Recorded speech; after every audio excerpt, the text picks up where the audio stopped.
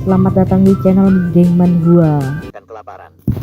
Dia berpikir bahwa anak itu dihukum secara tidak wajar hanya karena kelas sosial tempat anak itu dilahirkan.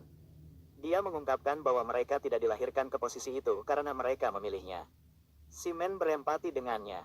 Dia memberitahunya bahwa suatu hari mungkin akan tiba ketika status sosial tidak lagi penting dan mereka dapat hidup setara dan bebas. Tapi Katarina tegas ketika dia memberitahunya bahwa hari seperti itu tidak akan datang hanya dengan menunggunya. Simen bertanya apa yang ingin dia lakukan. Dia menjawab bahwa mereka harus menjadi perubahan yang ingin mereka lihat di dunia. Jika tidak, anak-anak yang akan mereka besarkan nanti akan mengalami hal yang sama. Kejutan itu membuat Simen menjatuhkan buku-buku yang dipegangnya. Topik tentang anak-anak yang akan mereka besarkan membuatnya bingung. Terutama ketika mereka bahkan belum menikah. Katarina mengklarifikasi bahwa itu bukan bagian penting dari pesan itu. Dan Katarina sudah bertanya apakah dia akan menikah dengannya. Itu membuat Simen tersipu. Dia memberitahunya bahwa dia akan menikahinya, tapi dia belum siap. Katarina mendorong untuk mendapatkan jawaban yang jelas apakah dia akan atau tidak. Simen menjawab dia akan. Katarina menghela napas lega dan kemudian memberitahunya bahwa dia payah. Dia menggodanya karena malu-malu. Dan kemudian dia mengungkapkan bahwa dia mungkin satu-satunya orang yang akan menikah dengannya. Tapi itu semua ada di masa lalu. Sekarang, Simen memancarkan aura gelap dan tinggal di kastil yang menakutkan. Dia mengingat Katarina dan mengumumkan bahwa segera semuanya akan berakhir. Simen menghadapi Lei Han dan pasukannya. Dia berkata bahwa butuh waktu lama baginya, tapi dunia yang mereka inginkan dengan sangat. Simen akan mewujudkannya. Para prajurit berhenti dari barisan mereka. Mereka memandang Simen dengan jijik. Lei Han memberitahu Simen bahwa seluruh dunia telah dipenuhi dengan penderitaan karena dia, tapi itu semua akan berakhir. Lei Han bersumpah atas nama Tuhan dan keadilan bahwa semua perbuatan jahatnya akan diadili pada hari itu. Itu membuat Simen tertawa terbahak-bahak. Penyebutan Tuhan dan keadilan untuk menghakiminya membuatnya bahwa dia menjawab seolah-olah Simen bertanya kepada Lei Han apakah dia benar-benar berpikir Simen akan takut beberapa dewa palsu dan rasa keadilannya yang munafik. Lei Han berteriak padanya bahwa dia harus ketakutan karena Lei Han membawa pahlawan. Kekaisaran yang tak terhitung jumlahnya untuk membawa penghakiman kepada Simen. Lei Han mengumumkan bahwa ini adalah hari mereka akan mengalahkan Raja Iblis. Dan melindungi dunia mereka. Mereka menyerbu, tapi Simen melepaskan kekuatannya. Dia marah saat dia bertanya, siapa kalian untuk menghakimiku? Dia memberitahu mereka bahwa dialah yang akan menghakimi.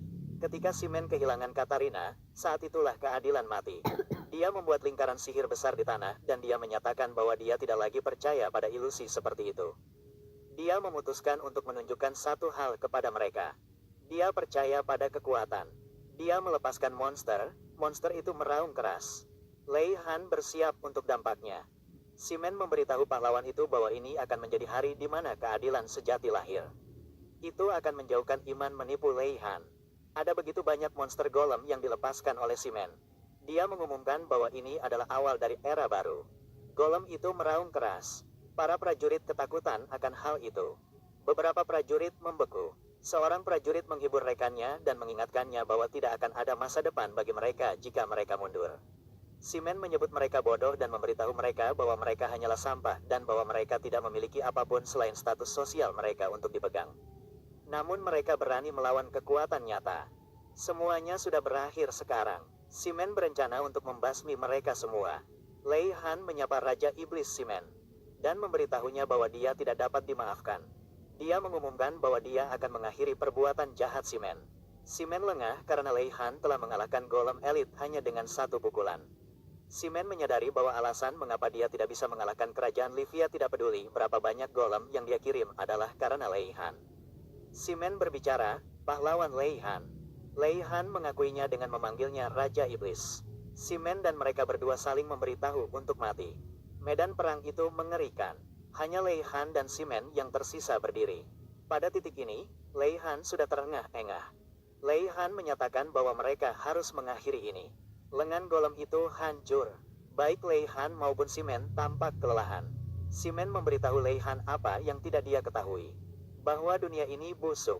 Simen meneteskan air mata sambil mengatakan itu. Jika bukan karena Lei Han, mata Simen tampak tak bernyawa. Dia memberitahu Lei Han bahwa dia bisa saja memulai segalanya yang baru setelah menghancurkan segalanya. Dia mengutuk Lei Han untuk seluruh garis keturunannya untuk menghabiskan hidup mereka dalam penderitaan. Lei Han menggenggam pedangnya dan dia memenggal kepala Raja Iblis. Simen mengingat sebuah kenangan. Pada saat itu, Katarina memberitahunya bahwa ketika dia tersenyum dan ketika dia bersamanya, sehat dan tanpa masalah besar. Itu adalah momen paling bahagianya. Katarina berjinjit dan mencium Simen. Dia memberitahunya bahwa dia mencintainya. Katarina berbicara lagi, "Aku mencintaimu, Simen." Tiba-tiba seorang pria terbangun. Dia terkejut, dia menyadari itu adalah mimpi. Tapi dia bingung karena kepalanya masih ada di lehernya. Dia merasa pusing, dia memeriksa tubuhnya dan tidak ada luka. Dia bertanya-tanya apa yang terjadi. Dia melihat sekeliling saat dia bertanya-tanya di mana dia berada. Dia belum pernah melihat kamar seperti itu sebelumnya. Itu membuatnya menyadari bahwa dia bisa berada di negara asing. Simen bertanya-tanya bagaimana dia masih hidup. Dia tahu bahwa bahkan ilmu hitam tidak dapat menghidupkan kembali seseorang. Jika itu mungkin, dia pasti sudah melakukannya. Simen bertanya mengapa dia masih hidup. Kemudian dia menyadari sesuatu. Itu adalah potret Lei Han. Dia bertanya-tanya mengapa potret bajingan itu ada di sana. Pelayan membuka kamar dan menyapa Simen sebagai tuan muda. Reaksi pelayan itu sangat kuat setelah melihat bahwa tuan muda akhirnya bangun. Dia memeluk Simen sambil mengungkapkan betapa leganya dia. Rupanya Simen tidak bangun selama 2 minggu. Mereka semua berpikir mereka telah kehilangan Lei Han yang terakhir. Simen bertanya siapa orang tua ini. Pelayan itu terkejut, dia bingung bahwa tuan muda tidak mengenalinya. Dia putus asa, dia berasumsi bahwa kecelakaan itu merusak ingatan tuan muda. Dia menyalahkan dirinya sendiri karena tidak merawatnya dengan baik. Pelayan berjanji untuk memberitahunya segalanya. Dia berharap bahwa kehilangan ingatan itu bersifat sementara dan bahwa dia mungkin mengingat sesuatu begitu dia mulai memberitahunya segalanya. Pelayan mulai mengatakan bahwa tuan muda akan segera menjadi tuan tempat ini dan bahwa tuan muda adalah penerus Lei Han ke-6 dari wilayah Kekaisaran Barok. Serta dia adalah keturunan dari pahlawan besar Lei Han. Tuan muda ini bernama Luke de Luhan. Simen terkejut. Dia menyadari bahwa Lei Han telah meninggal 500 tahun yang lalu dan dia bereinkarnasi sebagai keturunan Lei Han 500 tahun di masa depan. Dia bingung. Pelayan itu terkejut karena dia mulai berlari. Pelayan itu khawatir karena dia seharusnya tidak banyak bergerak dalam keadaannya. Simen mengarah ke pintu sambil menyangkal semua yang dia dengar karena baginya itu tidak masuk akal. Dia meraih gagang pintu ketika dia membuka pintu. Dia melihat pemandangan itu. Pada saat itu, dia menyadari bahwa semuanya benar-benar tidak masuk akal. Matanya juga tertuju pada sesuatu. Dia melihat benda raksasa yang menyerupai kesatria. Dia tercengang. Dia tahu bahwa jika itu ada, itu menegaskan bahwa semua yang dikatakan pelayan itu benar. Melihat betapa rumitnya itu, Simen dapat mengetahui bahwa senjata itu jauh lebih canggih daripada sihir golem. Sihir yang hanya bisa dia bayangkan sekarang berdiri tepat di depannya. Pelayan itu telah menyusulnya. Simen menanyakan nama pelayan itu. Pelayan itu memperkenalkan dirinya sebagai Hans. Simen bertanya apa benda yang dia lihat. Hans menjelaskan bahwa benda itu disebut Gigan, senjata humanoid berkaki 2. Simen bertanya apakah itu terbuat dari sihir golem. Dia setengah benar. Hans menjelaskan bahwa Gigan dibuat melalui ilmiah hextech dan sihir karena kemajuan teknologi. Tidak seperti golem yang dikendalikan dari jauh. Gigan dikendarai oleh pilot yang tetap berada di dalamnya. Simen harus mengklarifikasi apakah seseorang benar-benar masuk ke benda itu. Hans menjawab, ya. Simen tahu itu membutuhkan banyak teknologi canggih bagi seseorang untuk mengemudikannya saat berada di dalam. Dia tahu bahwa jika Hans mengatakan yang sebenarnya, itu benar-benar senjata yang luar biasa. Orang tersebut akan aman dari ancaman eksternal dalam pertempuran dan bereaksi lebih cepat terhadap peristiwa jika dibandingkan dengan golem yang dapat dikendalikan dari jauh. Itu membuat Simen berpikir bahwa itu mengatasi semua masalah yang dia hadapi dengan golem. Pelayan itu bingung, dia memanggil tuan muda. Simen berhenti di jalurnya. Keberadaan Gigan membuatnya percaya bahwa 500 tahun telah berlalu. Dia bertanya-tanya mengapa dia harus dilahirkan sebagai keturunan musuhnya. Hans berteriak, "Tuan muda!" Sekuat tenaga. Simen sedang minum.